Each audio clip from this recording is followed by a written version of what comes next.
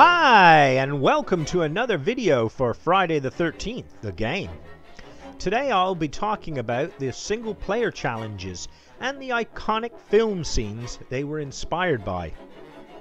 In some instances, the counselors portray the characters that they were designed to represent. In other instances, they don't, and instead portray multiple characters from throughout the franchise. I will be presenting the scenes in order of the challenges as opposed to the chronological film order from which they derive from.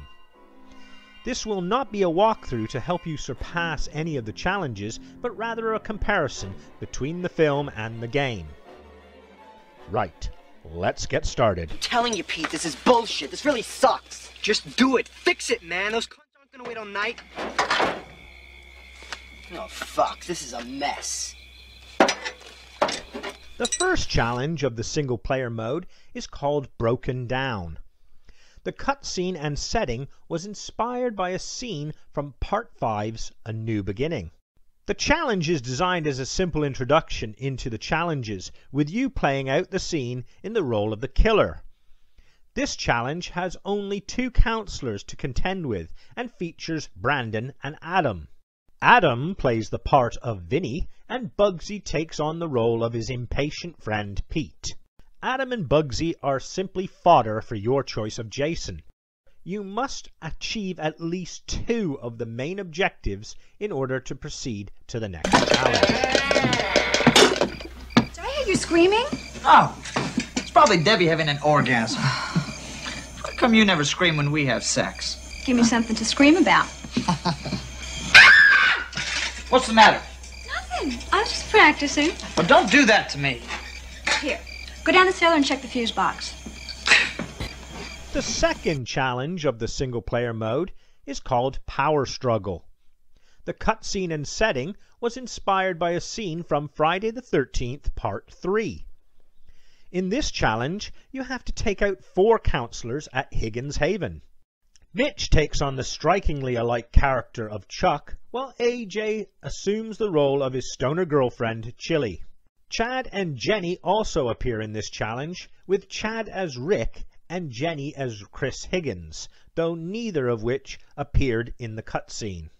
The object, as before, is to kill all of the counselors while remaining undetected. Mitch's death is particularly satisfying, as it is very much like it was in the film. However, unlike the movie, in order to complete your objectives, Jenny must die instead of remaining the sole survivor like Chris Higgins. Generator's okay. I thought I heard a scream. I didn't hear anything through that wind. It sounded like Brenda. I better take a look. Yeah, and somebody turned on the lights at the archery range. I can't see anything. They're off now. I'm gonna check it out. Bill? Like the first challenge, the third, Lights Out, features only 2 counselors, but it is infinitely harder when attempting to remain undetected, as one of them remains inside of the cabin for the majority of the challenge. Kenny takes on the role of Bill, and AJ takes on the role of Alice in a scene from the original film. However, though the premise of the scene is very much like that of the movie, the challenge differs in 2 major ways. The first is AJ's part in the retold scenario. Just like the previous challenge, the final girl didn't die at the hands of their unknown assailant. Well, at least not until Part 2 in the franchise anyway. But of much larger significance is that of the identity of the killer herself. The original serial killer of the series was Jason's mother, Pamela Voorhees, who lost her head to the iconic machete closely associated with the franchise. You give up? Haha, never. I know how to stop this. Andy, I can think of much better things for you to be doing with your hands. You win. The next of the single-player challenges is the highly enjoyable Part 3 inspired Stargazing.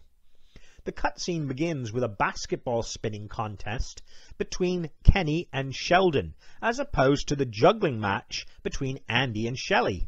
AJ assumes the role of Andy's girlfriend Debbie, and Tiffany plays the part of Shelley's reluctant blind date, Vera. The harpoon sequence is reminiscent of the film, minus the 3D effect, and you get to see out Sheldon's death in the barn. Once again, AJ can prove to be quite a difficult kill, but all in all, the challenge is a pleasing reenactment of the memorable Friday scene. Thanks a lot. Thanks a lot, all right? Thanks a lot. Next. Okay. Hi, Terry. Do you want to dance? No, thank you. Hi there. How about you? We find ourselves at Packanack for the 5th challenge, and with 6 counselors to take out and somehow remain unnoticed. The scene itself is from the 2nd installment in the series, with all of the objectives set around the party that is taking place at the lodge. Not to be confused with Maddie from Part 7, Deborah's preparations are actually that of Vicky's, and Brandon plays the part of Mark, the ever-popular wheelchair-bound counselor she takes a fancy to. Tiffany goes for a dip as Terry, while Chad assumes the part of her pervy admirer, Scott, and AJ and Adam adjourn upstairs as doomed lovers Jeff and Sandra. A tough set of tasks to complete, but also another well-executed challenge to emulate the iconic scene from the franchise. Mom got hers. Apparently there was one survivor. This girl. She cut that lady's head off with a machete. It gets weirder. I'm sure it does. Her son, Jason, he came back. He was actually there. He watched his mom being beheaded. The 6th challenge, Snuggle, is the only challenge that doesn't directly stick to any one scene in the franchise.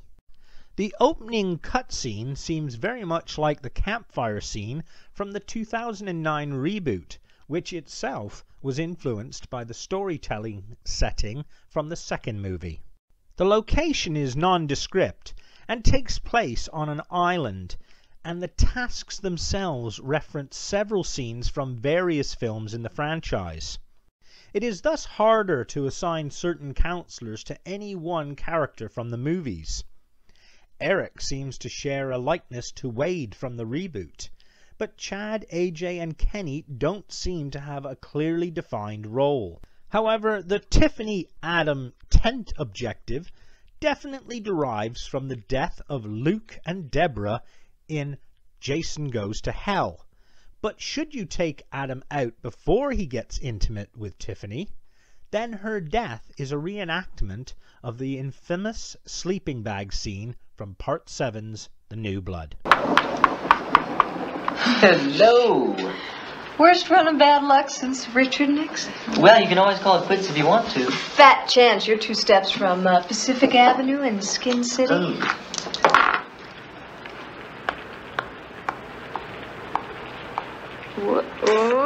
Well, what can I say? It's not much, but I call it home. Oh no!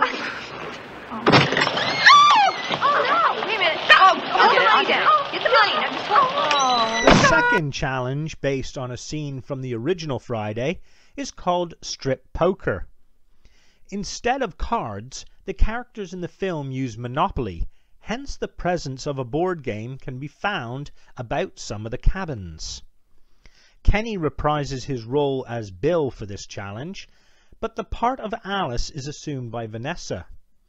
Deborah becomes Brenda for the scene, while AJ and Chad emulate lovers Jack and Marcy. Brandon also appears in this challenge, but is merely an extra counselor for your choice of Jason to contend with. It's not particularly difficult to kill all of the counselors in this challenge, but remaining unnoticed and completing all of the objectives is very hard. not getting anything. I want to go next door. I'm going with you. No. I'm going with you. Tommy, you stay here, okay? And lock the door. Tommy, hold the fort. What? The next challenge, Escaping, takes place on the Jarvis map and is inspired by a scene from Part 4's The Final Chapter. Kenny plays the part of Rob Dyer.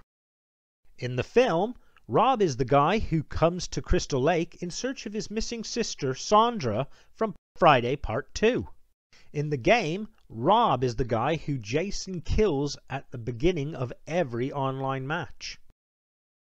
Jenny naturally takes the place of the final girl role of Trish, but I can't help but smile when I see Chad in the role of 12-year-old Tommy Jarvis. I suppose it would have seemed odd had Jenny told Game Tommy to remain in the house. As for the challenge itself, I found this one to be rather easy. There's only 3 counselors to dispatch with, and of the hidden objectives, this one was quite easy to find. Thus, remaining undetected isn't as important as it was with other challenges. Oh, look behind. I want to make love with you.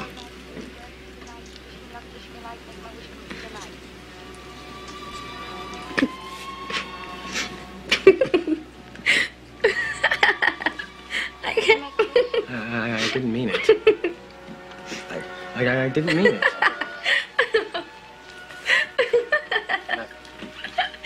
I said I didn't mean it. The penultimate challenge of the 10 single-player challenges is Jason is Here. There's a real sense of urgency right from the start, and sneaking about the house is both difficult and exciting. Vanessa plays the part of Robin, and Eric takes on the role of jilted, stuttering Jake. AJ dances to the beat, like Violet from the film Alone in Her Bedroom, while Brandon takes a nap on the couch as Reggie before going to sleep in Tommy's room. The challenge starts with the killer having to intercept Pam, played by Deborah, before she gets to the youth center to warn the others. Trying to remain undetected in this one is truly difficult. However, this was my favorite of the single-player challenges, and though neither Reggie nor Pam actually died in the film, this objective felt like a faithful reenactment of an iconic scene from the 5th Friday.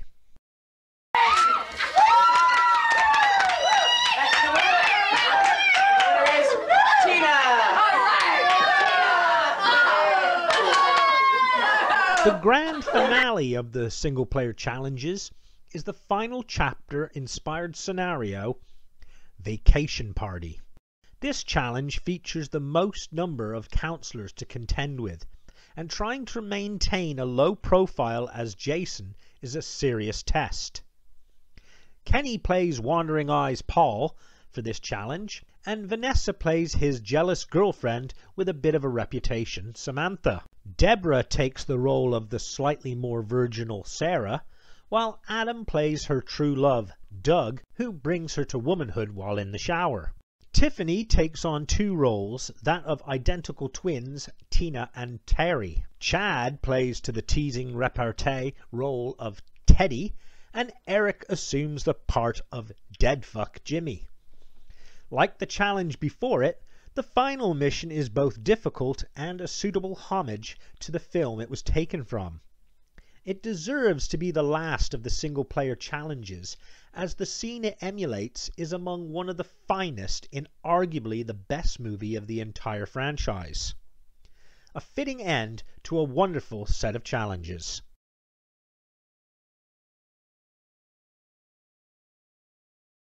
So there you have it. I hope you found this video to be both entertaining and informative. Let me know in the comments section if there was something that I didn't detail or cover.